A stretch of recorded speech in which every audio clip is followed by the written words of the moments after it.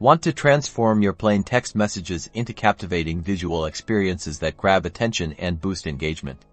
Then let's dive right into adding images to your Aisensy messages. First, log into your Aisensy account and navigate to the Message Templates section. This is where you'll manage and create your message content. Now, either create a new template from scratch or select an existing template you'd like to enhance with an image. In the message editor, compose your text content as you normally would, deciding where you'd like to insert your image. Next, look for the Add Media or Image Upload button, which is usually located near the text input field. Click on it, which prompts a file selection window to pop up. Choose the image file from your computer that you want to include in your message. Make sure it is a supported format like JPG, PNG, or GIF, and also make sure that the file size meets the limit specified by Aisensy.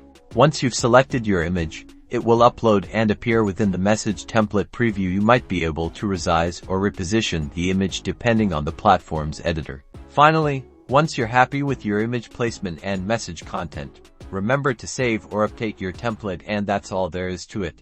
You've successfully added an image to your Aisensy message. Now you can send visually enriched messages to engage your audience and create a more impactful connection. For more helpful tips and tricks, be sure to subscribe to our channel.